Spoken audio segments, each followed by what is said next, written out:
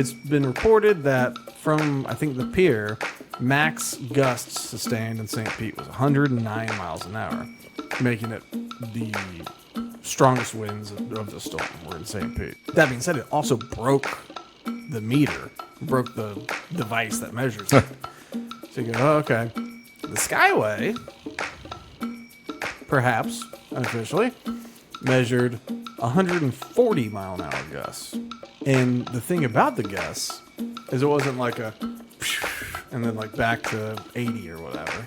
It was like and it would hold. And it would stop for a second and pulse back. So it'd be like, blast you, stop for a second, blast you, stop for a second. So it was like a pulsing gust, which, I mean, I'm sure you can imagine if you ever tried to like knock down a fence post or something, you know, strong hit something, but if you keep ramming it over and over again, like, it's pretty effective.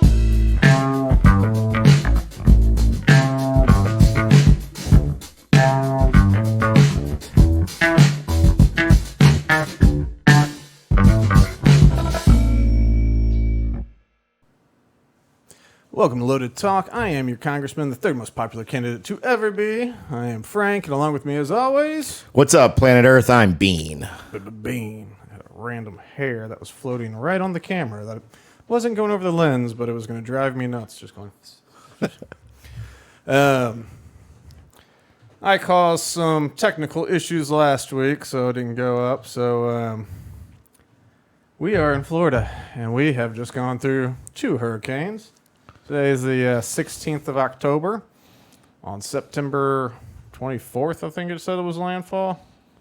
No, that's when it became a tropical storm. September 25th. Late on the 28th, landfall. So September 25th and 26th is probably when it affected us. And that was a big one. Caused lots of damage. It didn't hit us. It was just so massive of a hurricane that the storm surge just whooped up the entire west coast of Florida up and down. And then of course, from there went and devastated the Carolinas and parts of Georgia and parts of Tennessee. And I don't know about South Carolina, but probably. Flooding that no one had ever seen in St. Pete. And, Chimney Rock, North Carolina is just gone. Some towns are just gone. Still, people are trapped. And then we had Milton on, when was that, Wednesday night? Yeah. Yeah, Wednesday night. Is today Wednesday? It's October 9th. So from the 24th to October 9th, 2 weeks, 2 big storms. This one technically hit a little south of us, but the way the wind shear beat up the bottom of it, beat the bottom out of it. Just got it. Here for you all week. Oh man, my roast got canceled. Oh. Yeah. Anyway, the way the storm was going, the north side of the storm had the most wind and the most rain and the most chaos. We were on the north side, and the hurricane force winds went 35 miles from the center. We were 25, 30 miles from the center. Depending where the final kind of landfall was, but which I don't know. I've checked once, but at this point, who cares? So we've got some stuff going on. A lot of people evacuated. We hunkered down here, and everyone lost power. Everyone. I don't know. I think it was Pinellas, but it might have been Pinellas Pasco. So on Thursday. So the storm crews have to wait until it's safe before they can go out and assess damage. They'll know the outages, but they can't even start a repair until it's safe enough to drive around, basically.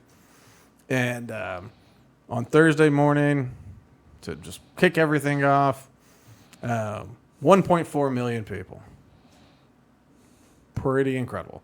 The Pinellas County has something like 1.4 million people. So I think it was probably Pasco and Pinellas. Pasco just fared better, maybe? I don't know. But I think I heard it was 1.4, just Pinellas. Now, to Duke's credit, I have criticisms for Duke Energy all different times. But for storm recovery, they do a very good job. So this was Thursday morning that they started to assess. By Wednesday morning, I think they were down to 750,000. So they chopped it in half in a day. That's pretty good. Then I think by the next day, it was like at 375. So they chopped it in half again. And then, Friday, that was Saturday. Sunday is when I got power back during the Bucks game. Go Bucks, we won. Spanked them Saints. Real quick, Cameron Jordan, he's a defensive lineman for the Saints. How many Super Bowls does that guy have? Oh, he has none. Oh. He has none. Just want to throw that out there. Okay. We got one since he's been playing. Another one before he joined the league, but he didn't got any. So I just want to make that point clear. Okay. I hate that guy. That's our security system. But anyway, so they kept chopping it, and they're by the end of day Tuesday, so a couple hours ago, they had over 99% customers back online, which is fairly incredible. I'm sure you noticed, like, they're just swarms of linemen. Like, we have a couple big parking lots around here where they were parking, and so, like, I think to, like, take sort of cat nap type breaks, they've got, have you seen the portable dormitory units? Mm-mm. It's basically like, maybe not tractor trailer size, but maybe box truck size. It's smaller than a full trailer and a tractor trailer. Are they in storage containers? Yeah. Okay, I saw them on the way to Jacksonville. I saw them. Okay, like St. Pete Clearwater Airport, one of their parking lots that may or may not be open. They've got just rows of them set up, and of course a banner to advertise the product. But yeah, it's like a storage container split in half, and they're two dormitories. They got AC. I don't know if they got a porta potty in there, or if they've just got porta potties in the complex, like a community one or something. Yeah, which I think would be fine. It's a lot better than sleeping in your truck, They probably do it out of the same container. Yeah, probably. My friends at Lincoln Acres. I was going to say .com. I don't think they use a website. Anyway, if you like a rustic wedding in Central Florida outside of Gainesville, Lincoln Acres. Anyway, the most impressive thing I find about their whole operation is the porta potty they bring in. It has electric. It's flushes. It has a sink. Decorative soaps. It's a nice bathroom. I think of a fart fan. All right. Yeah. And so, kind of a similar thing. Those are a little smaller than the storage container size, but there's men's and women's. It's a wonderful time. They could definitely have some of those set up as well. But no, they, the state of Florida. So going into this, we got to watch for about 2 weeks as people, like especially North Carolina, just suffered. FEMA stood in the way of lots of things. There's reports of airports, and I want to say it's like Jersey or Pennsylvania. But people were like flying in supplies, like just pilots, like dudes that had a pilot license, and they're like, "Hey, we'll just fly in. There's runways. We'll do it." So FEMA or the U.S. government parked a couple of Apaches on the runway, and so you could see there was a mountain of supplies. Couldn't go anywhere. It's not like FEMA helicopters came in and said, "We'll take those. Like, you shouldn't go in there. It's dangerous. We'll take the supplies and bring them." They just blocked the runways. They couldn't go in. I think legally they can just take the supplies, too. They probably can. Yeah, but they didn't? They didn't. And then, like, in areas outside of Asheville, there was a lot of, like, you hear about the Cajun Navy. So they have the Cajun Air Force, basically. I don't know if it's officially the Cajun Air Force, but that's what people were calling them. But, people, pilots, like helicopter pilots and plane pilots alike, were running stuff, just running things in. People were using drones to do search and rescue, like private people looking out for the neighbors. They got a drone, they're using them. So FEMA, of course, for the good of mankind, because they are our federal government, funded by our taxes, so they are our public servants. They said, "Hey, stop flying drones. We might need to get in there. And also, stop flying helicopters and planes full of supplies. We might need to get in there." And so the pilots asked, "Are you trying to get in here with helicopters?" And they said, "Well, I mean, no, but we might. We might." I didn't actually pull this, but I saw this clip of Glenn Beck and Congressman Corey Mills from Florida. They went up there, and they were driving around. They spotted a FEMA tent, and they were like, "Oh, wait, look over there! There's a FEMA tent." It was like in the back of this parking lot, like kind of hidden. And so they go up and they're like, "Hey, what y'all doing?" You know, they're like, well, you know, we're just getting organized. It's so hard to get in here. It's hard to get in here. So I don't know. We're setting up now. We might move to like closer to the road, because they're like, well, you know, if you're close to the road, people could see you. They go, yeah, we're waiting on our flyers. And so, you know, you're in the middle of a place without like roads. You don't have access to roads and stuff. So you hear federal government FEMA flyers. What do you think that might be? Help's on the way. Well, yeah, maybe that. My wife thought like maybe they meant it was slang for pilots or helicopters or something. Oh, flyers. Okay. I thought the wrong flyer. Don't worry. It's wrong all the way. We're talking about paper flyers to hand out to people. For what? Information how to file for. Well, I mean, you heard like FEMA's like saving the day in North Carolina. Right. Because you can, with one of these flyers, they'll direct you to a website, you know, once you have internet or cell. And power. And power, yeah. Once you have all of those, you go to this website. Whenever that happens, it's really hard to get up there, by the way.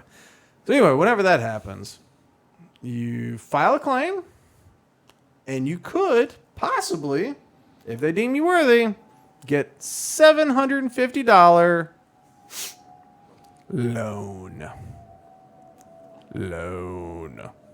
So not 750 magical dollars. And look, I'm not a give money away to people type of guy. You know, it's the federal government. Those aren't your tax dollars. This is a loan where, let's say, you file for it. You're in a disaster area. You've lost everything. And $750, it's not going to solve any of your problems, but maybe it'll keep you in food and gas for a month or whatever, if you pinch pennies and all that, and don't pay your bills. Well, now it comes time to pay that loan back, and you go, you know, I lost my house, I lost my business, I have children, whatever it is. There's a lot of responsibilities I have. Or maybe you haven't lost your house. Maybe it's in disrepair. You're trying to figure out how to get by. Well, if you don't pay the loan, they take your house for a $750 loan. It's like a Citizens Insurance that would take my house if I didn't replace like 3 boards of fascia. It's like 3 2x4s. And I'm like, well, we won't insure your house, which means the bank will repossess it.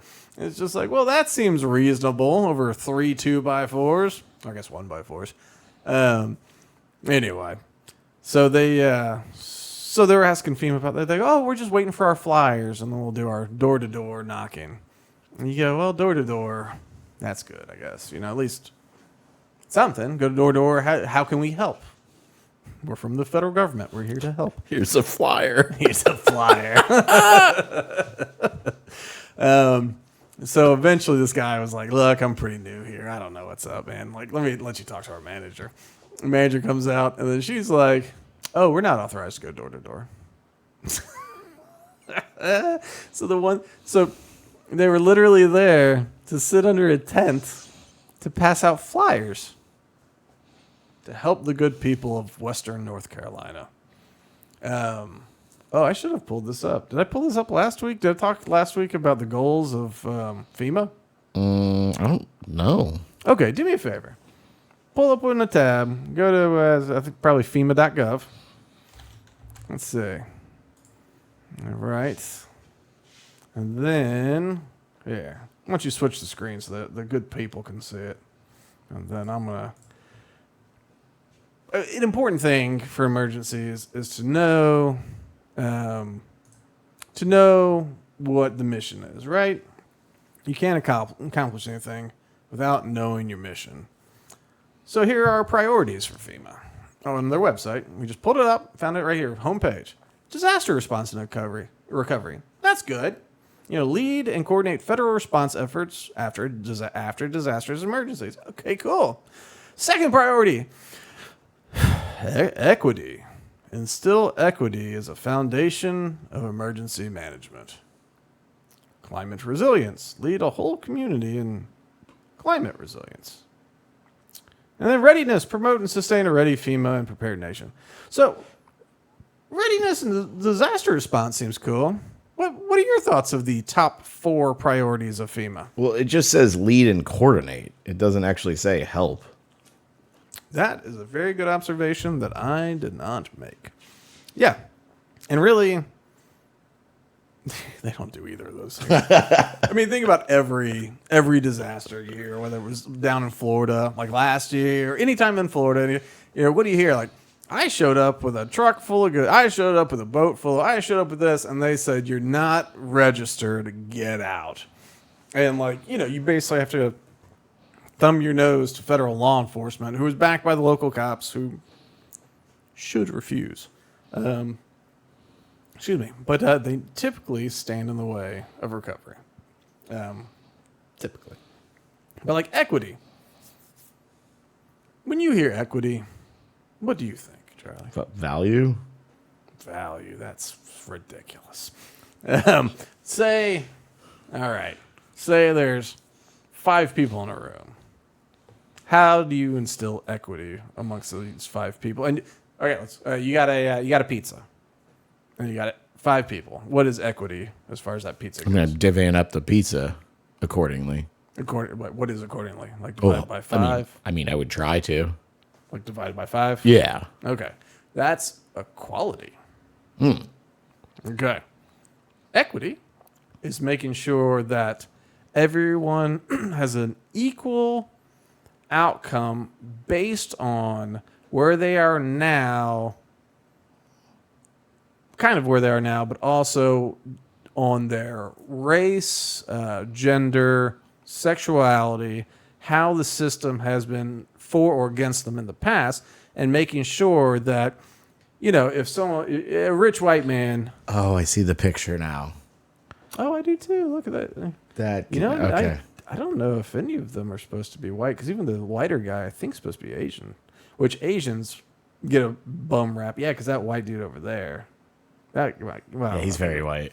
Yeah. But I think Asians get a bad rap. They get lumped into the white people, and they never get the benefits, I mean, they get the great jobs and the great education, the great money. But they never get to be like Roger Sherman Moore really spent some time exploring this in his artistic career, which is still ongoing. But no, yeah. So it's you have to gauge all of these things, and so if of those 5 people in the room, you got a white guy. Let's just say I don't know, middle class, normal middle class white guy. We looked up the class rankings as far as income, which was very hurtful, and so middle class, I thought was going to be upper middle class, and it's just not. It's just middle. We're not doing that well. Thanks, inflation. But say it's a middle class white guy, right? And you got a middle class white guy, you got a black dude, you got a Hispanic chick, you got whatever, a trans woman of Asian origin or something, whatever. And so the white dude, though, white cisgender heteronormative guy. Well, the system's been built for that guy.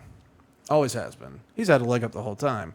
So he doesn't need as much to get to level, right? Maybe the black dude, well, there was slavery way back when. There's the civil rights issue after that, racism and stuff. And they don't count this, but possibly the federal government inventing crack to hold down the black community. No. Maybe. And maybe gangster rap. I don't know. That's a fun one.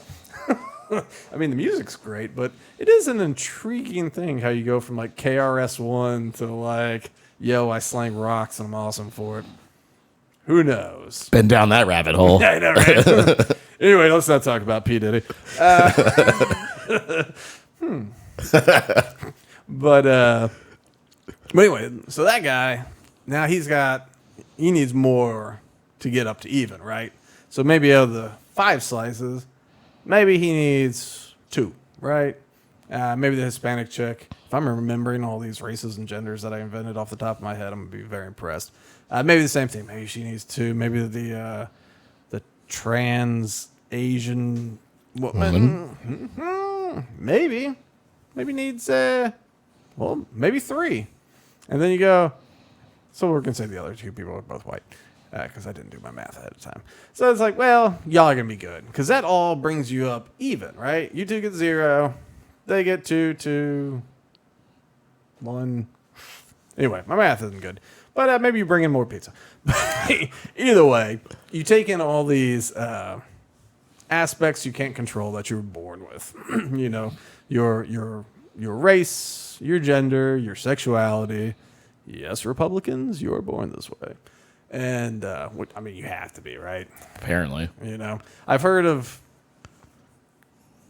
I mean, this is controversial and homophobic, I think, but I've heard of, like, women after trauma only being with women after that fact. But when I've heard it, it's often older, and I don't know how sexual it is in nature versus caring and comfort. That's a total makes aside. sense. Yeah, so I don't know how that works. So maybe there's things brewing in the mind for him. But generally speaking, you know, you can't control how you like to get down. If it's with kids, though, you should probably kill yourself. So anyway, so equity for FEMA, emergency recovery, right? So disaster response and recovery, equitably. Right?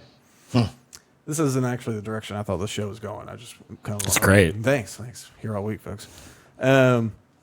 What do you think the racial makeup of Western North Carolina is? Gee, let me think. What percentage of honky tonks do you think are in there? I'm just gonna go with 90. It's pretty close. I think it's like 89.4 or something like that. It's basically 90%. Yeah. So like 90% white dude. The good old boys. Yeah. We don't take kindly to your type around here. And so yeah, that is it. It's like 90% white. Not white dude, but white people. So then you start to wonder, you go, all right, so FEMA has had a lackluster response. They try to stop private citizens from bringing supplies in. I've got a friend, might be a friend of a friend to be real, but he's a professor at UGA, Georgia. And so he and his wife and his family, they load up a trailer full of all sorts of goods. But on their map of where to go, there was like where the public is allowed to stop, you know? Wow. Well, and most of it makes sense. You know, you don't know where roads are washed out and all that kind of stuff. So, Right. you know, there are safety and legitimate reasons to close roads. But, you know, you stop as much of this stuff as possible and you go, well, is that because you don't know what you're doing? You know, you're incompetent. The federal government's bad at everything and actually isn't designed to handle these sorts of things. Or are you trying to accomplish your goal of equity? And then there were stories out of Chimney Rock, and I don't know if this is true, but so much was destroyed, they go, listen, we're just going to level it. We're just going to bulldoze everything. Are you going to look for bodies first? There's no time. We're just going to level everything. Bodies, wood, whatever. And then they go, yeah, well, what happens to land? Well, of course, the government has a process for that where they can force you against your will to take your assets, and they pay you for them. They go, oh, don't worry, we'll pay you. And you go, what if I say no? They go, you don't get to. We'll pay you. And so they come up with a price, and they go, here's your money. We own your asset now. Go away. Yeah. Oh. I'm having a total brain fart. What is that called when they take your land in order to build a highway? Appropriate. No. It's going to drive me nuts. I have this always on the tip of my tongue, but I've had such a rageful afternoon. It's called... Land accumulation. No. Let's see. Yeah, let's do it this way. Let's see how Google's... well, I probably... Do you want me to get off this? Yeah, sure. That was just for that. Let's just see. Government forcing you to sell your land. I was about to say we'll see what Google's AI says, but I don't actually use Google. Eminent domain. Ah. There it is. Tip of my tongue the whole time. Ugh. Eminent domain. So they do this when they want a highway. They do this when they want a sidewalk. They do this when they want to give a developer a sweet piece of land. And some farmer's like, I grew up here. I really like it. And I don't want to move. Eminent domain. They just take it, you know? And so this is an emergency. And perhaps for climate resilience, I don't know, maybe you just let the mountain come back.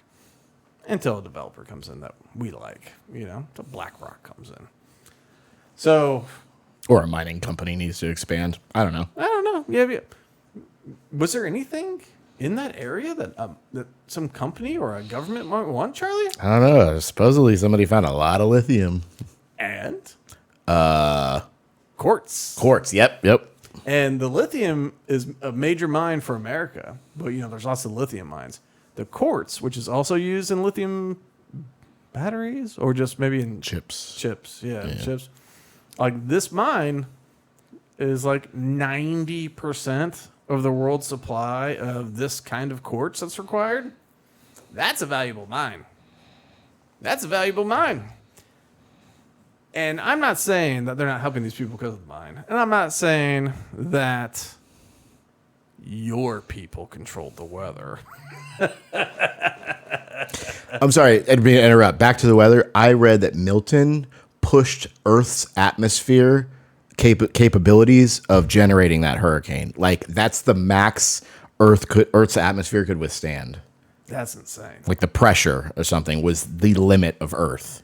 We in something like a 1-day period or something, we got like 1.5 feet of rain, and the odds of that happening on any given day in any year is 1 in 1,000. That means after Helene, which was a once in a century flood, we had a once in 1,000 year rainfall.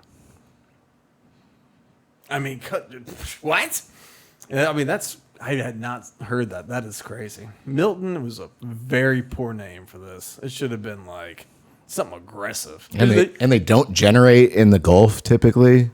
Well, there has been some, but yeah, it's not typical. And it didn't generate in the Gulf. I mean, it started off in the Pacific, went across Mexico, and then got strong in the Gulf, which is unusual, but not unheard of, you know? But yeah, they should have named it like Mike Tyson. I know it normally doesn't have a last name, but you know, something that powerful. It's just like, it's Mike Tyson. Milton. Milton and Helene might both be retired after this. These were... I looked up Charlie too. Oh, hey Charlie. Yep. I looked up Hurricane Charlie. That year, we had 4 big hurricanes in 6 weeks. Like, I remember there being a lot. And I remember Charlie, we didn't evacuate. We were stupid college kids. We were getting drunk at a party, you know. And like, we drove back. We're neighborhood's blocked by a down power line. We'll just go to the end of the road, drive down the grass and the sidewalk and get in, because there's only one way in. And it took a while for power to get on. And I think the second hurricane, which I forget which one that was, I think for that one, we evacuated because we still didn't have power. I think that was like one of the reasons we're like, why? Why stick around for this, you know? The third one, me and old Colonel Angus went to Crystal River, and then we watched the track, and we're like, this isn't coming to us anymore. And we were bored, and we looked at each other, and he's like, you want to go home? I was like, I do want to go home. So we drove back to Orlando, and we were the only cars driving, really, but especially driving towards Orlando. It was wonderful. We got there in no time. Hurricanes are a great time for traffic if you're driving the opposite way that everyone wants to go. Where did you evacuated to Jacksonville? Yeah. It's just all power trucks and those dorms you were talking about on the side of the road at some company. You know what I thought as it was getting closer, and I was kind of talking to my employees. I was like, you know what, really, like going down to like the Miami area, like out like that south. That's where some friends of the family went. They went there. They were out of Marco, so they just went to Miami. Well, that makes sense, yeah. But it is one of those things you go, well, the storm's going to be going like this way probably. Like it might tilt this way, but it's going to go it's going to go northeast, where it makes landfall and the angle of northeast. So it's like, West Palm, all that kind of stuff will probably be all right. And so, when my employees were asking, like one of them was like, I'm going to go to St. Cloud. I was like, what? It's going to hit St. Cloud. Like it's almost guaranteed, and it did. It's almost guaranteed to hit St. Cloud. And another one to Port St. Lucie. And I was like, that's actually might be a better way until all the tornadoes hit. And then there was like 17 tornadoes at once in Florida. And like Port St. Lucie had like 3 or 4 or 5 of them or whatever. Anyway. I don't know. Where were we on that? We might FEMA. Yeah, I don't know. It's they've been failing, and of course the spokesperson for FEMA came out, and I should have pulled this up too, but she's like, the people in the Carolinas and the mountains, they're being very rude to our FEMA representatives, and they just want to help. It's like when they're saying mean things to them, it really hurts their ability, hurts morale. We're trying to do good things. Some of them are throwing rocks at them. And it's just like, you are late. Like, you are not there. You're not a first or a second responder. And then you show up, just wave, like, you've shown up only to stop people, not to help anyone, and you're coming with flyers. It's like, just go away. Mm-hmm. Go away. No one, like, you're not good at anything. Go away. Private always does it better. It's amazing how that works. It's amazing also how, speaking of private, like when you have something like the reason, so I was talking about that clip for Glenn Beck and Corey Mills. I'm pretty sure it's Corey Mills. The reason they're up there is Glenn Beck has a charity, right? So it's amazing that, they get donations, I think throughout the year and stuff, but also like before an event, they get donations. And so they're able to bring lots of things to lots of places. They went to Afghanistan to get people out when we pulled out. Like, and it's just schlubs, or normal people, but it's schlubs giving dollars saying, I'd like to help those people. I can't do it personally, but I would like to fund this. And it's amazing how well funded a lot of these nonprofits are. Not just his, the Cajun Army, Cajun whatever, Air Force, Navy. Like, they take donations too, and they get a lot done. And they're just getting donations. And they're way more effective than FEMA. We shouldn't have FEMA. Like, FEMA, if we're going to have some sort of federal, they're basically a federal grant management company. Which is fine if they would present themselves that way. Like, if you're going to make yourself available for federal emergency grants, cool. That's what you do. You're like, oh, well, we don't show up to stuff. But, file paperwork and you get a loan or whatever they're approved to get. But, like, all this other stuff, just like, they don't do anything. And so then, like, in Florida, there was a couple things that impressed me. Duke... And you can have your criticisms about, government-approved monopolies. It's not necessarily Duke or any other power company that created that. The government created it. And, whatever. Maybe having competition, lower rates, maybe the economy of scale of producing energy does keep it the cheapest. I don't know. I lean towards not having government-approved monopolies, but I also think in a free market, no one would be able to step in right now and generate enough power to like bump out any of these people. There could be some green energy people that steal 2%, 1% of the population. They'll be very upset with their service, but you probably do it. So I don't like government supported monopolies, but it is what it is. They make power.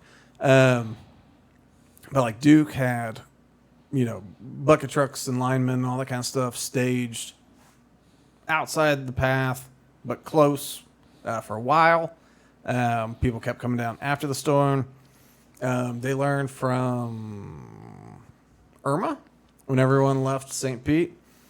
The problem was all the roads were clogged and all the gas stations, there was a run on all the gas stations, because no one prepares.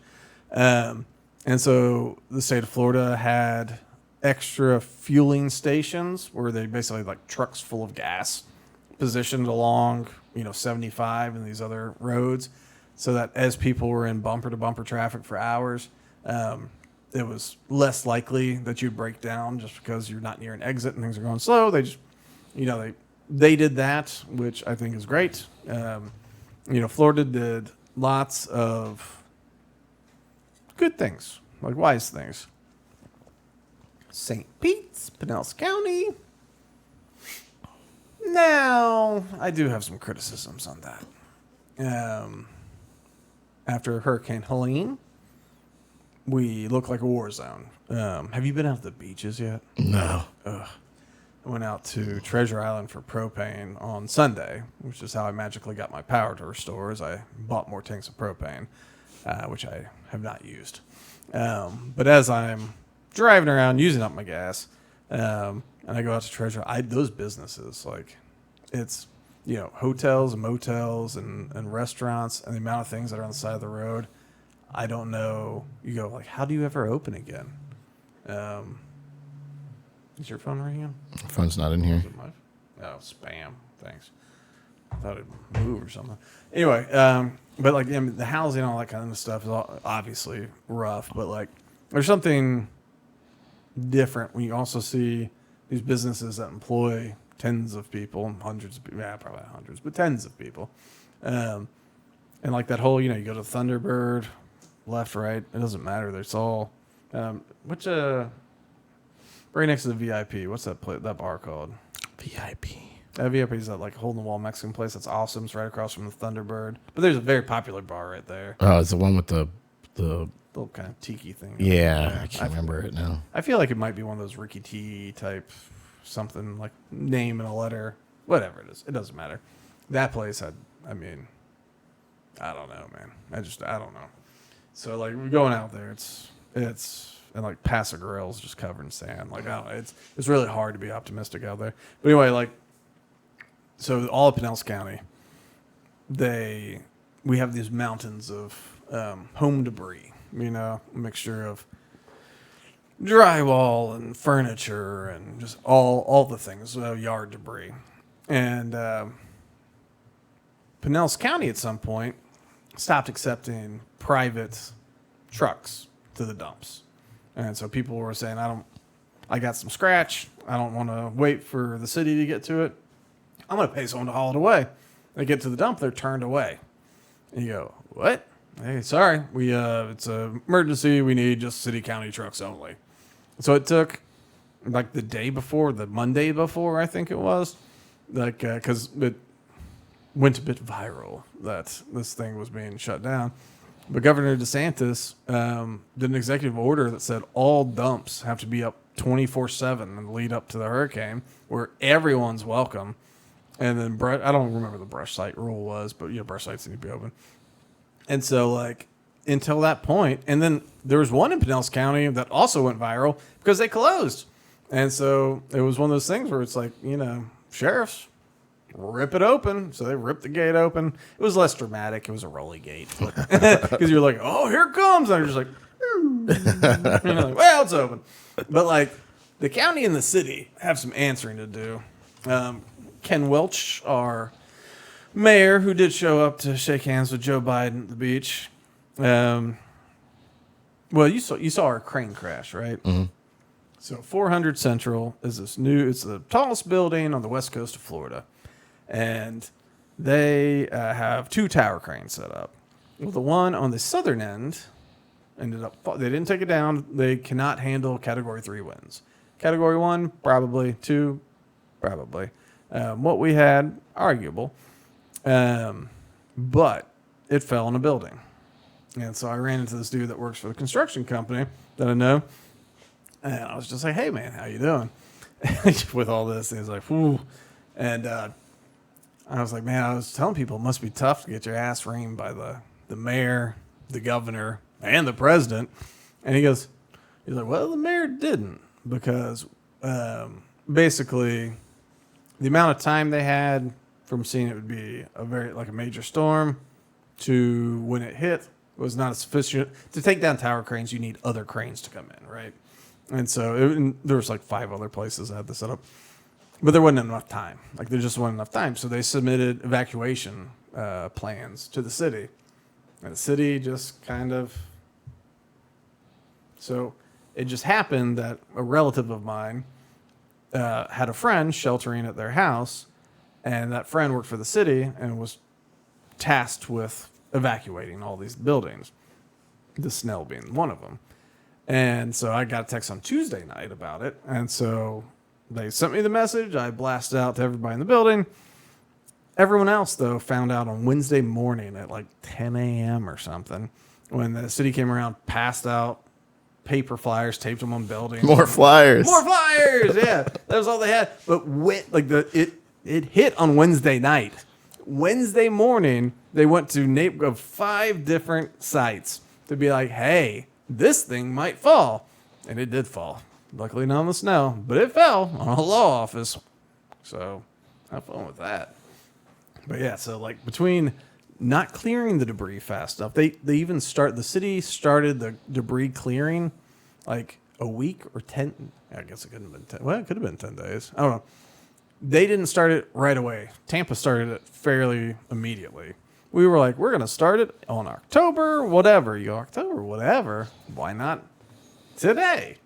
And so National Guard's been sent in, so like, I don't know. There's lots of failures. The state seemed to have it seems like the state did a pretty good job, all things considered. But city, county, federal, a lot of failures. Hurricane Milton. What, I don't know. Did you have any damages? No, just debris everywhere. I think we determined our power was out for about 8 hours, so we lucked out. Yeah, that's pretty lucky, yeah. I drove through Gateway on the way here, Gateway Center, and the National Guards brought in a whole lot more equipment. They're using an empty lot. There's trucks and... I saw them downtown today too, and they've got debris clearing stuff. I have seen lots of action now post Milton. But you gotta get that stuff. Like, it's very lucky that we haven't seen more damage from like a couch flying through a house, because unofficially, breaking news, ding, ding, ding, ding, ding, ding. So there's 2 interesting things about this. So it's been reported that from I think the pier, max gusts sustained in St. Pete was 109 miles an hour, making it the strongest winds of the storm were in St. Pete. That being said, it also broke the meter, broke the device that measures it. So you go, oh, okay. The Skyway, perhaps unofficially, measured 140 mile an hour gusts. And the thing about the gusts is it wasn't like a and then like back to 80 or whatever. It was like and then it would hold. And it would stop for a second and then pulse back. So it'd be like, blast you, stop for a second, blast you, stop for a second. So it was like a pulsing gust, which, I mean, I'm sure you can imagine if you ever tried to like knock down a fence post or something, a strong hit something, but if you just keep ramming it over and over again, like, it's pretty effective, So it's, I don't know. We're lucky it wasn't worse, I guess. And it's easy for me to say that. There are areas that are not great. The beaches. Like in each one of those businesses, like the number of people that they employ in like all those people, or they're servers and cashiers and bartenders and people like this, and like they got rent, and like they're not going to be able to go to work. They have no hedge at all. Yeah, like even if they got, let's say that they're really good, they got $2,000 in savings. Cool. Like for not being able to work, like, because like who knows until like the hurricane on Paso Grill. When is that going to be open? A couple years probably. Yeah, the Paradise Grill, that place that's really. They've been they basically sent this thing out like, buy gift certificates, basically, because we need cash. And and which is understandable. Anybody that's in the Tampa Bay area, buy gift certificates to to Paradise Grill. It's a lovely way to spend the morning, get breakfast and a mimosa, and go to the beach. Eventually, in a couple of months. So yeah, I guess that's my. There's so much sand to move though. Like that's why I look at timelines longer, because it's like sand's a pain. Yeah, for anybody that's not in the area, it wasn't just water that flooded. Like on the beaches, it brought in sand. They got bulldozers, and like you have the beach, you've got like the sea oats, and like they have a walkway that goes like that. The sand is up over the walkway, and so basically they're bulldozing off the streets, and they're just using the hill to push it up over the hill, because it's just solid sand. Like there's theoretically sea oats underneath it, but I don't know what it's gonna look like. I don't know if any of it's gonna survive. They might have to like replant that stuff, which will be a whole new thing. But like they serve a valuable purpose, but like I don't know how they're gonna survive this. So that's my creature report. All right. So outside of Florida and the southeast United States, life goes on. One of the big things, of course, is our presidential race. What just your gut impression? What do you think's happening right now in the race? Like, what direction do you think it's going? Trump, Kamala, someone else? I don't know. Yeah, you got gut feeling? I get the sense that it's leaning towards Trump, but I also get influenced from the other sides. So I don't know. Well, you're the left wing people in your life. Do they have a sense like it's going in Kamala's direction right now? Yes. Really? What did they say? Well, it's mostly based on one, maybe two issues. Abortion. Yes. No, that's actually probably just the one issue. Yeah. Abortion is the one thing that it's like the third or fourth highest polling concern of the American people. It obviously polls best with women, best with single women, best with single women under 30. So like you drill it down. And that is a deal. And it's an interesting one in that the Kamala, the Harry Balls campaign, the Harris Walls campaign. That's going to be in my head now. Yeah, there's a sign I see every day when I leave the neighborhood. And I don't want to steal it. I don't want to be like an actual bully, but I thought like, what if I just printed a Y sticker and a B sticker? It's not going to be spelled right. It's okay. It's Harry Balls. It's funny. It's funny. It doesn't have to be serious. It's funny. But anyway, that is an issue. But they always say, well, Trump is going to pass a nationwide abortion ban. And he goes, I don't want to do that. He goes, I don't want to do that at all. And they ask him, what do you think of the 6-week heartbeat bill in Florida? He goes, that's too short. I think it should be longer. He's like, I don't know if it's 12 weeks. I don't know. But 6 weeks is too short. So you get this guy who's saying like, I don't know, 12 weeks? Not 6. That's too short. They go, he wants to ban it all across America. And it's like, where do you even, like, it's what we talked about, just the level of just lying, where it's like, I could get you saying, okay, you say he wants tax cuts for the wealthy. Okay, fine. He does. He wants to pass tax cuts. Wealthy will get a tax cut too. Like, he doesn't exclude them. So you go, well, that's an omission of certain facts to make a statement, but it's not necessarily untrue. Okay. But the nationwide, like, abortion ban, there's literally nothing to it. They can say, well, J.D. Vance was in favor of it in the past. He's not the president. Like, he's like, fine. And, he tried to skirt it in the debates, being like, well, we got to listen to women. And, we got to. And he told a good story about a friend of his and all this kind of stuff. But, like, it's just, like we said in the past, like, there's no way Donald Trump, who has written in his own biographies about fooling around on his wives. My favorite was, walking down, or as his bride, I think number 3, was walking down the aisle, he thought to himself, I'm already bored.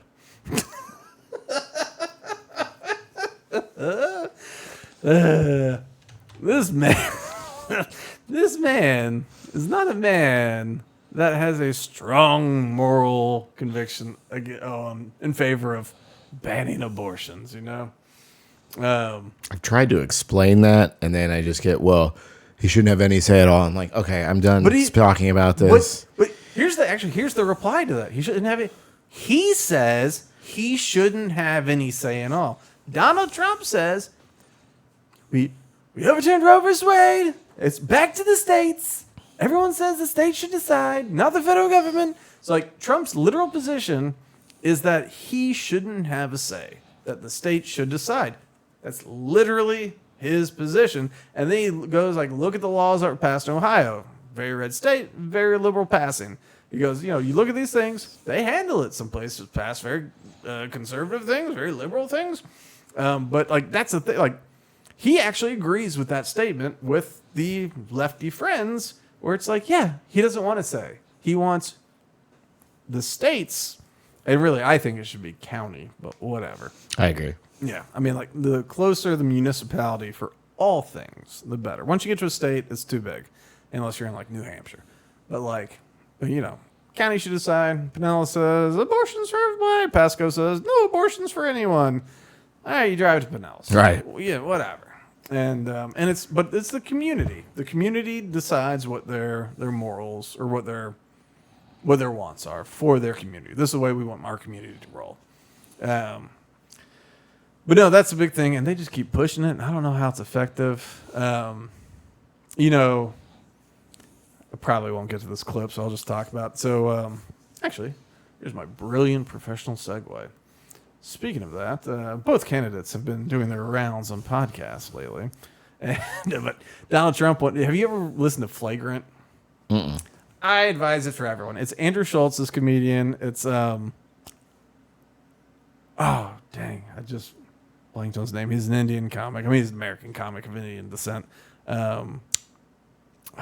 Not Aziz, but it's... that's immediately who I thought of. No, not him. But he's good. He's it's going to come to me after. This is just like eminent domain. But he's really funny. And but it's all crew. It's like them, and they've got like 2 or 3 other dudes in there that I feel like they're like some of the comics that are on opening acts. So there's like 4 or 5 dudes with like Schultz and Schultz. Andrew Schultz. Schultz. Not a Jew. Confused to be as a Jew, but he's a Scottish. Doesn't have control over the space laser, He huh? doesn't. He says he gets lots of hate on the internet for being a Jew without being a Jew. That's great. Yeah, because that's for a while. Even I was just like, oh, okay, and because they're all comics, right? They're all comics. Akash Singh is the Indian I've guy. never heard of him. He's good. He's good. He had a whole thing he did about bringing Apu back to The Simpsons. But there's a bunch of them, and there's black dude, white dude. There's all these guys, and so they're comics sitting around. They talk mad smack. They say horrible things often, and Fantastic. But they're all having a good time, and it is a little bit of a rainbow coalition of people. Like there is a Jewish guy there. There's a white dude there. There's a black dude there. I don't think any women. So, but even then, like, if they get toxically masculine, there's somebody there that's more of a left-wing kind of persuasion that, like, pushes back. So it's a fun, it feels like, a bunch of dudes hanging out of different backgrounds and stuff, just laughing and, like, giving their opinions and stuff, occasionally busting chops. I would say that I feel that oftentimes I go, y'all are very uninformed on this. But they don't pretend to be the most informed. They're comics, and they're just reading stuff and talking about it, and being funny about it. And so it's fun.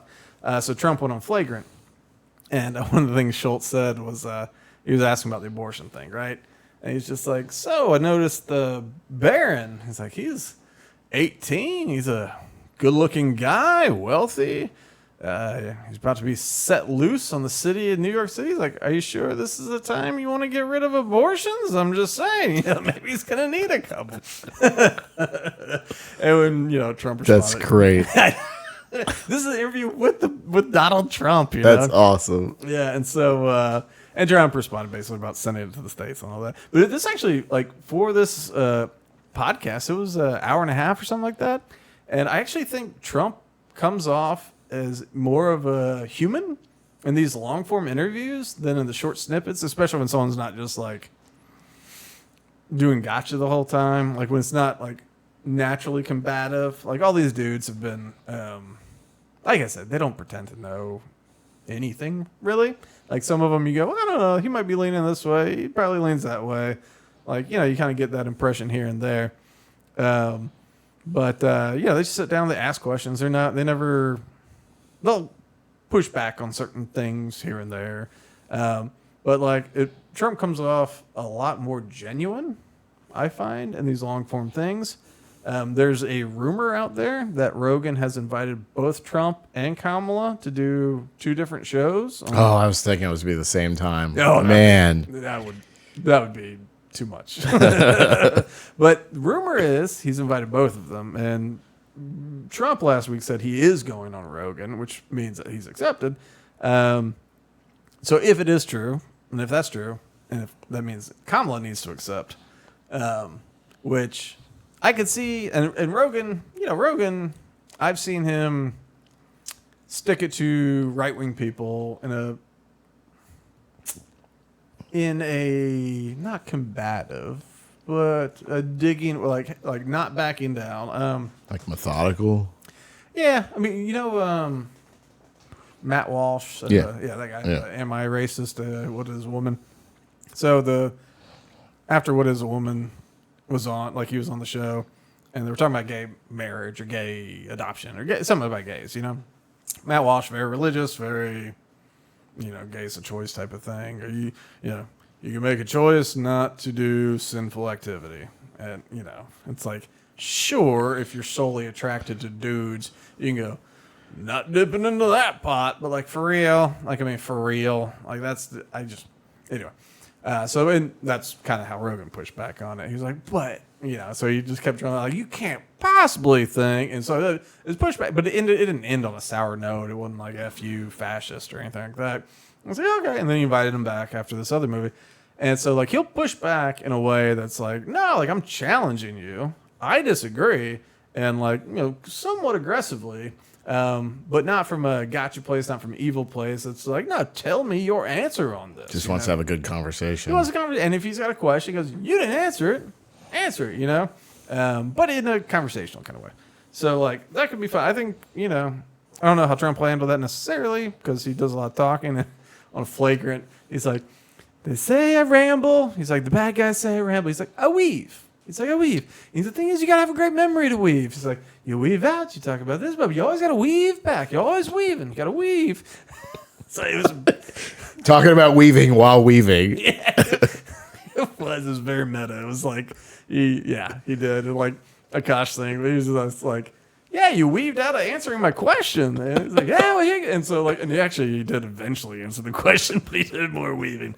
And so that's the thing. He'll do some weaving, but Kamala apparently tonight is on Bret Baier live. Wow. Live. How live? I think it's live. Or at least not edited. I don't know. I don't have the Fox News, but I'll pull it up in a very legal way. And I don't know. I tried. But I don't think Bret Baier is a big Trump guy, but which is fine. I don't think he's a big Kamala guy either, so I don't know how this is going to shake out. That's good. Yeah, I don't know if he's a never Trumper and therefore pro-Kamala, if he's just I don't like Trump, I don't like Kamala, I'm going to vote third party or not vote at all, or I don't know. I don't know how he shakes out. But yeah, you're right. If he does a normal, if he just goes, hey, you didn't answer that, then that could be real good. So speaking of that, let's get to, actually don't switch it yet. But all right, so we're less than a month from election day, right? I actually voted today. And the Kamala Harris campaign obviously went from being like, we don't do interviews, to now they're popping up all over the place, right? And so I think that's a sign of weakness. I think they see their numbers bad, which they are. And so they've been popping up. We're going to start with the most ridiculous. Man, there's so many ridiculous. We might have to skip all the drunk stuff. Maybe. But here, we'll do 2 real sillies and then 2 things. Oh, yeah. 2 things that kind of have a point. So Kamala has gone on anywhere that's not serious. Like, she won't go on Time Magazine. They've been offering in her interview, especially she's been doing this press circuit, and they go, hey, Time will do an interview with you, like we have with Joe Biden, Donald Trump, Barack Obama, all the people, and it's just crickets, but she has decided to do things like, are we ready? Everybody switched? All right.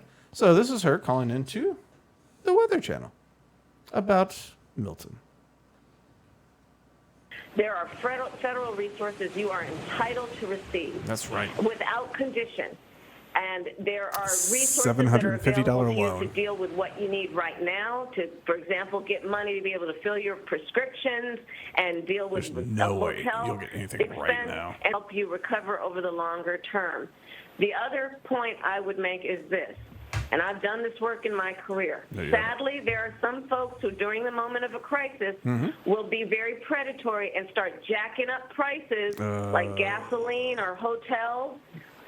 Or airlines to take advantage of the desperation people are experiencing. So to anybody who's thinking about jacking up those prices, those companies that are thinking about doing it, know that we are monitoring and we're watching. How? And if there is that kind of price gouging, that there will be a consequence for that, because it's just wrong to take advantage of people who are desperate for help. And so know that we're watching that. All right, whatever. She also said that she does not think they should report about when it weakens from like a Cat 5 to a Cat 4. They shouldn't report that because the human damage is still pretty severe. So don't report the accurate power of a hurricane if it gets weaker, because you don't want people to get cocky. Huh? Don't want people to not prepare because it went from Cat 5 to Cat 4 and think it's nothing. You should just not tell them. Sometimes I need a button where I can just cut to you when you make faces and don't switch cameras. Yeah, that was that was one of the things she said. I was hoping it was in this clip. I didn't listen to it. I didn't have time. But yeah, so Weather Channel, hard hitting interview. They've been called the Inquirer of Weather now. That is 100%. Like Dennis Phillips for life, dog. My sister's fiance was watching another local guy. We won't say who, Delgado. And even the like the local Fox affiliate, I was noticing the difference because you can stream Dennis Phillips live on YouTube, and so he's an entertaining character, but like he gives good information, like lots of good information, and like Delgado gives information that's good too. But it's just like it's a whole different thing where you just go, like here's an example.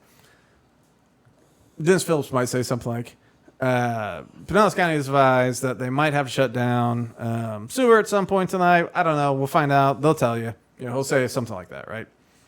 On Fox, they kept saying, sewage processing will be shut down. Sewage processing shut down Pinellas County, but they make it sound like it has been done. To the point, like I heard it a couple times, where like you got to follow all the way through to hear that it hadn't been done yet, and they'll notify you, and it's just something they're talking about in a very inflammatory way. And so like my wife came in, we do a little bit of outdoor sitting during hurricanes because we're Florida people. And so she heard that. I heard her go, "Oh, it's been shut off." And I was in another room. I was like, "Hold on," because I was like writing an email, or I was working on my roast that will not be. But I was like, no. I was like, I don't think it's been shut down. They just keep talking that way. And so sure enough, you waited long enough. They go, hasn't been done yet. And so there is a big difference. And like Weather Channel's the worst of all. So she's also been on Howard Stern. She's been on Call Her Daddy. That podcast. It used to be Barstool Sports. I don't think it is anymore. It's a popular one. Lots of sexual things. Hard hitting interviews. Not Time. And then the problem is they're suffering real bad with guys. All races, dudes aren't getting down on the Harris Walz campaign. They just, all of them. White, black, Hispanic, Asian. Dudes don't like them. So, luckily, they got Coach with them. So, Coach Walz, a hunter, a gun owner, a man of men, a teacher of boys that helps lead them to manhood. He went out hunting because he's a pheasant hunter. He owns a gun. So he owns this shotgun that he uses all the time. It's like his right hand. It is just, he's used to it. So let's see him doing some pheasant hunting. I said, pray. It never fits quite right. It never does fit right. These shotgun shells into the feeder. Governor, what kind of gun is it? This is a Beretta A400. 8400. I bought it when I was shooting a lot of trap. Did you? Because it has a kind of their patented thing, a kickoff. A kickoff? It doesn't hurt your shoulders. Doesn't hurt your shoulders. So, I mean, this dude can't load his own shotgun.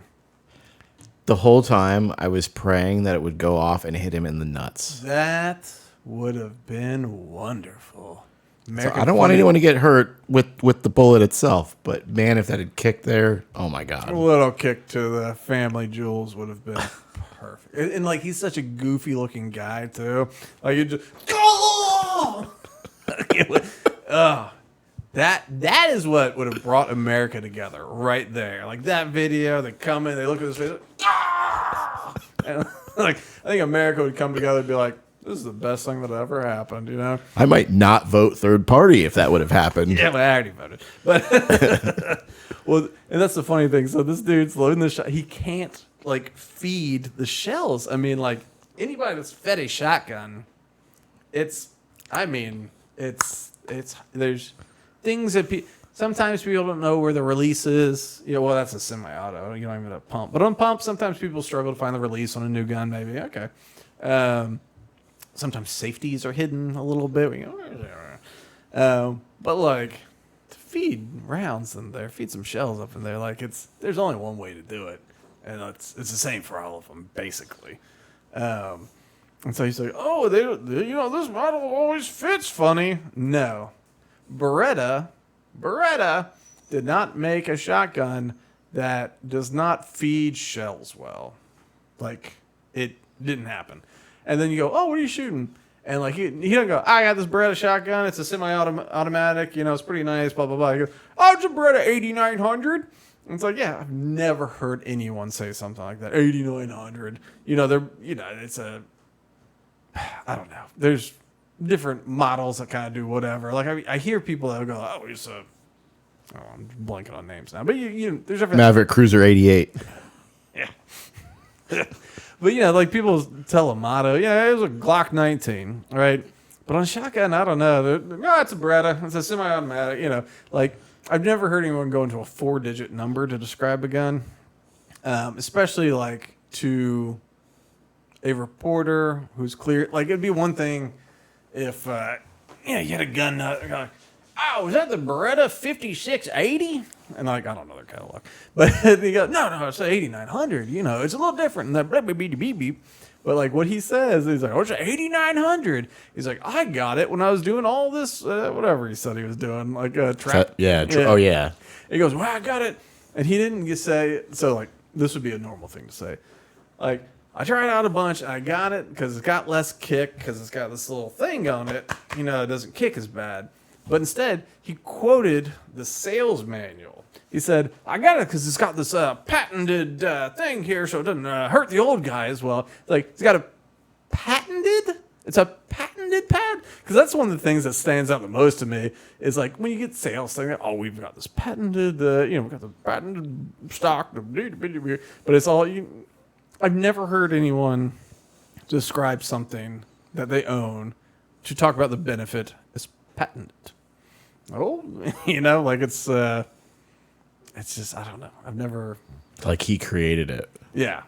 Like, it's just not, I don't know. I don't know. Oh, the butt's padded. Your pause is great here because look at the other guy. Oh, yeah. Concerned. Correct. Yeah, no, that guy. His hands are getting ready to grab the gun. Let's see if we can kind of do this slowly. Let's see if we can watch him a little bit. Let's see if he He twitches. is very concerned. They cut him out of frame. Damn. Let's see if he comes back in.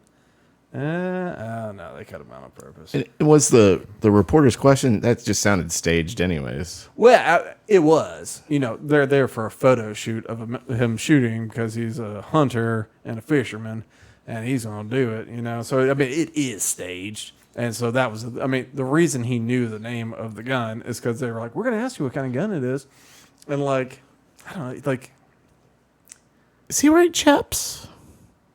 oh well, I mean, I don't know exactly. Those look like pants for breathable. Like I don't know. They give you more protection down below and breathe up with the butt. But maybe some water protection. I don't know. Well, pheasants don't go in the water. I don't know. I mean, those aren't unusual. I've seen them before. But there's one that, like, if you went to the outdoor store and you're like, I need like pheasant hunting pants, they'd be like, grab these, you know. So they're like, These don't have a butt. it's like, these are hunting pants. I can get a bicycle outfit, you know. It's like that kind of thing. But and I'm not a pheasant hunter. I'm not even like some sort of skilled hunter by any means. But you see them at the store. But yeah, it's because that's the thing. Like you go, really, like if someone asks like, what is it? Yeah, it's a 12. I don't know what it is, but it's a 12 gauge Beretta, semi-automatic. And you go, I like it. Like it's got this nice whatever. It's got some nice detail on it, but it kicks real smooth. And then it's got this padding, you know, so it doesn't hurt that bad. But like it's a smooth one. It's smooth. It's good for whatever, dove hunting, pheasant hunting, trap, whatever. It's just he talks about it in a way that just no human has ever spoken about a shotgun for certain without being in a very particularly nerdy class. And no, he's not in that class, obviously, because he can't load his shotgun. And look at the way he's holding it, too. Like, Yeah, it would have been better for him to say exactly what you said instead of fumbling the whole time. well, yeah, and that's the thing. It would have bought him some time. He turns around, like, oh, it's it's this, he can turn around. But like the other thing is like you were talking about getting kicked in the junk there, and by a silly shit, like no one who has shot a shotgun enough to shoot shotguns loads it by sticking the butt in your junk, and then just be like, hold on, or you're just kind of like aiming it wildly, like. Maybe aim it down a little bit. But you can't hold it with one arm and just load it? Aim it towards the ground, pop it in there. You can maybe aim it towards the sky, do it if you're fancy or whatever. I don't know. But to push it into your crotch. You're just pushing the crotch, which makes everything... We had a wide shot on this right now. No, that would be great. I wish there was more angles. Because the other thing is, it's in your crotch. Now you got to, reach out in front, which is probably why he's having such a hard time loading it, is, he's got to load it out. I don't know if I'm on camera or not, but, it's like you're loading on here, or it's like... And you have to be because it's stuck in your crotch, you know? He's a big goofy mess. Did you see the Saturday Night Live with the cold open about the VP debate? That's actually one of the funnier ones. Jim Gaffigan plays him. Oh, yeah, I got a clip of that. Yeah. And what is everybody's name? What's her face? Maya Rudolph came in to play Kamala, and Brooklyn Nine-Nine and all that. What's his name? Sandberg, Andy Sandberg. Oh, I love that played guy. Doug Emhoff, and some Asian dude, I don't know his name. He's a Saturday Night Live guy. Played J.D. Vance, which is kind of funny because of the eyeliner and all that. It was actually pretty funny. There's no way he'll say anything too embarrassing. It's like, I'm friends with school shooters. Love Gaffigan. Yeah. Gaffigan's a lefty that hates Trump, but everyone has to admit, that was crazy. All right, so these are the stunts. Let me see which one. Okay. So here's the things that are a little bit more serious.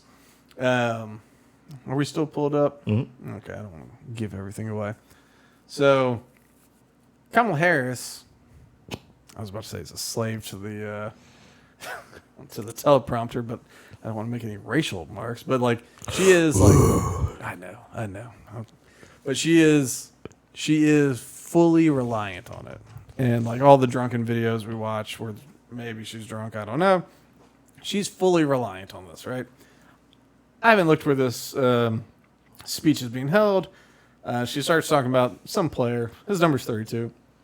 I don't know who that is. Karl Malone, Shaq, Magic Johnson. Is Magic Johnson 32? Yeah, right? Was Shaq 32? He might have been something different in Los Angeles. He was 32 in the Magic. Anyway, it could be lots of people. Somebody named 32. But so watch her face as she's giving the speech, and I want you to go, there it is, when her teleprompter breaks, okay? Yep. Remember his number, 32. Today we got 32 days until the election. 32. So 32 There it days. is, gone. It's Right. gone. Right before 32 that. days. Watch your face go. Okay, we got some business to do. We got some business to do. Yeah, wait. All right. We'll jump back real quick. Watch Watch right it. before that. Watch his face change. Laughy, looks to the side. Oh, shit. Oh. So 32 days. That's the best you could come up with. 32 days. Okay, we got some business to do. We got some business to do. She'll get out of it. All right. Oh, wait. 32 days. 32 days. And we know we will do it. Yeah. We'll do it.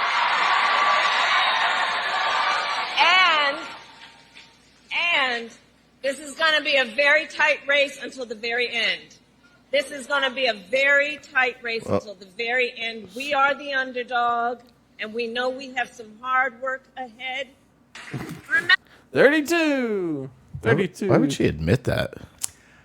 You know, I've been getting lots of their fundraising emails, and they talk about it a lot. They talk about being down in polls in certain states, and they talk about being being underdogs in funding. Their emails are really coming from a point of weakness. Are they going for pity vote? I think they're going for troop. Like, we need your support. Like, you have, like, today, the midnight tonight is the last donation deadline before the election. You know, where sometimes some campaign people think if you go, hey, we raised $100 million this quarter or this month, this quarter, that communicates to people like, holy cow, everyone's jumping on board. Like, I want to jump on board. I want to help.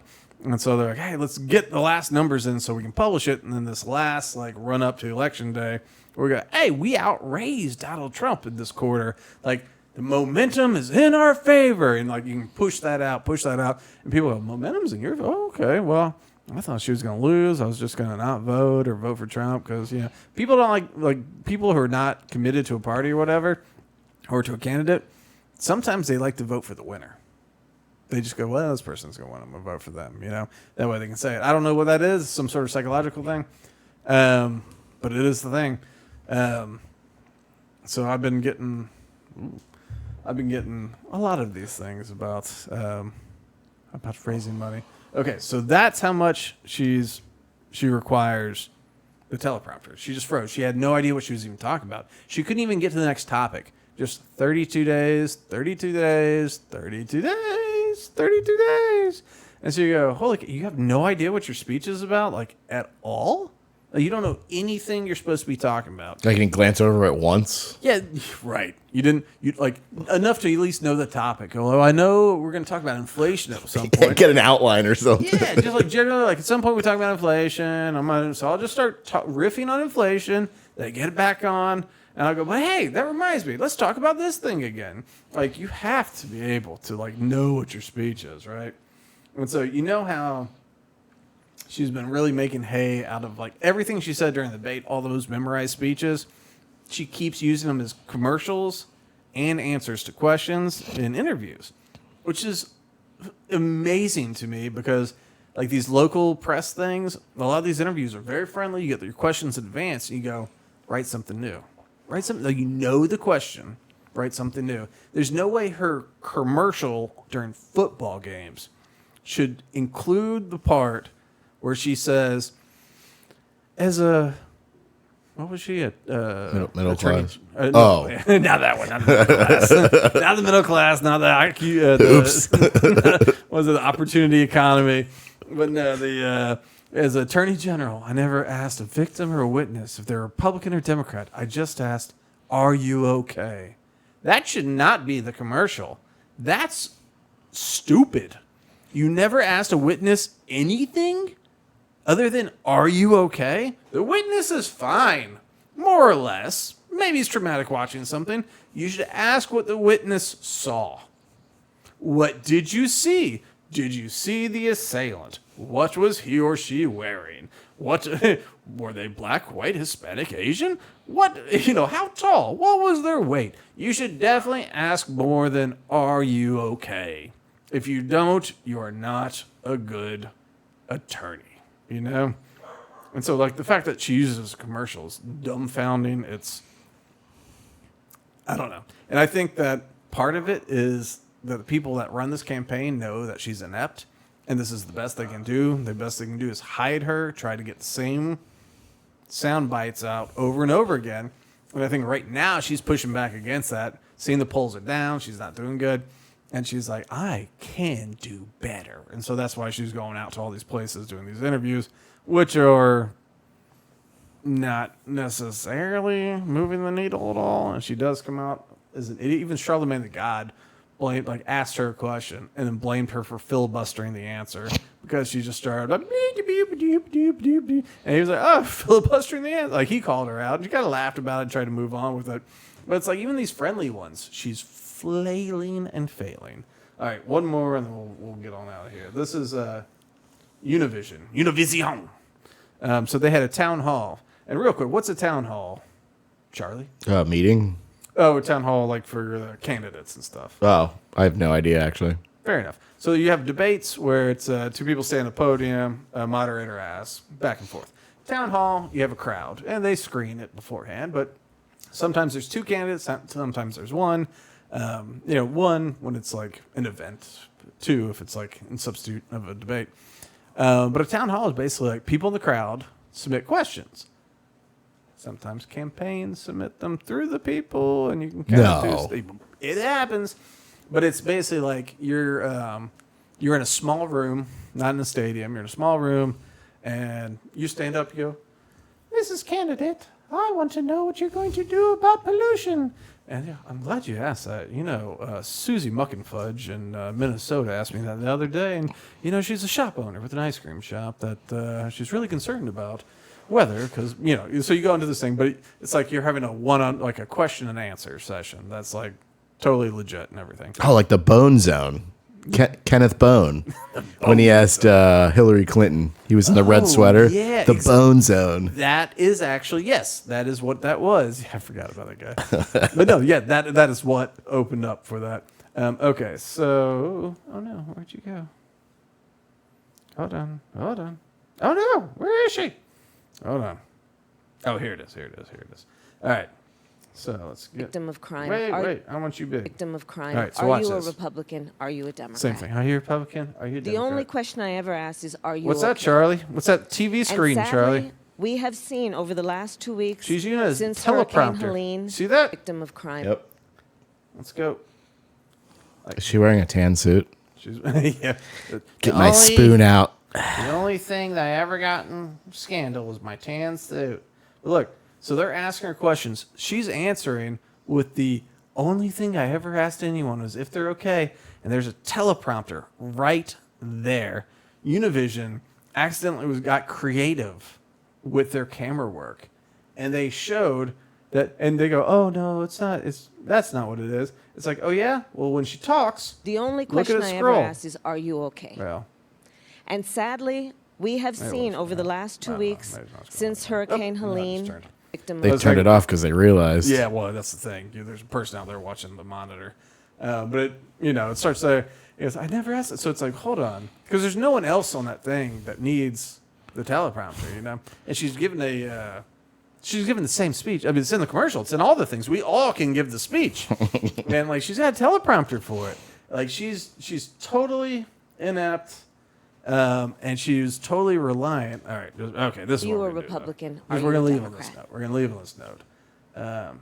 Okay. We're going to go Joyful Warrior. This is what we want. Let me just make sure that's what I want. The only question I ever ask. Yeah. We want Joyful Warrior. So this is worth it. I want you to listen to this. So we've heard her we heard her say her little thing about, are you okay? So you hear her speech pattern, right? Now listen to this one. She's in the Philippines. She's in the Philippines? So it's the U.S. Embassy of the Philippines. Okay, so this is as vice president, so this is official duties, right? Anyone take your joy from you? I call myself a joyful warrior. Right? Never let anyone take your joy from you. You do what you gotta do. And isn't that a wonderful way to live? To know you have purpose. Never let anyone. It's so awkward. Doesn't she sound wasted? Yeah. Like her whole tempo is it's yeah, and take me from you.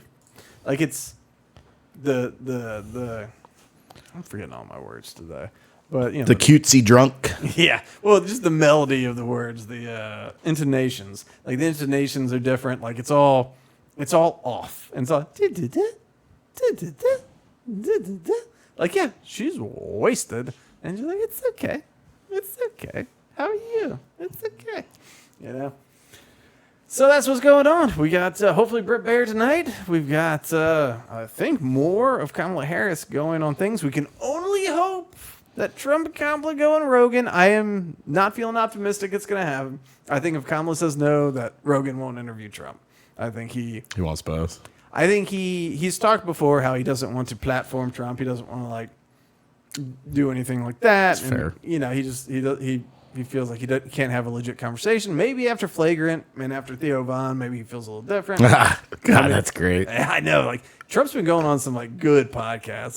What are they called? The Nels Boys or something like that. They're friends with Dana White. I've never listened to him, but he's been going on like some big podcasts, you know, which just happen to be like popular with dudes, but which he's already got locked up. Maybe he doesn't need to do it. But I actually saw Charlamagne the God had Andrew Schultz on. And he said, he's like, I was talking to one of my boys who's a big Kamala supporter. And he goes, I think Flagrant just got Trump elected. He goes, it's a popular podcast. Anyway, but Rogan doesn't want to do just a Trump thing. So I think if Kamala doesn't say yes, he won't do either. I think that's probably going to be his thing. And I just don't know. We'll see how Brett Baer goes tonight. But if it's an unmitigated disaster, surely she doesn't sit down for a 1 to 3 hour conversation with Joe Rogan where you have to be an honest human being and not just speak in platitudes and say the same speeches you've said over and over again. Like, I just can't imagine anyone. I mean, I feel like if I was on her campaign, I'd give her the Kerrigan, you know, just like Tanya Harding. It's like, sorry, she hurt herself. Just beat her. Don't let her out, you know. So we didn't get to the polls. Polls are pretty much the same, like Trump plus or minus 1 or less in all the swing states. Some of them maybe slightly more. All of them he overperforms those polls. It's all looking very favorable for him. All the betting markets have him 60%. Like it's just this thing has swung, but it's I don't know. We'll see what the final result is, but it sure looks like it's going to be a butt whooping for the Trump campaign. Hopefully old Chase Oliver can pull out something impressive from people that just don't want to vote for Kamala. Maybe 5%. That'd be cool. I don't know. This was not the opportunity that the libertarians needed. Anyway, till next week, Charlie, what you got? Stay strong, St. Pete. Forever strong, St. Pete. Let's do this. Bye.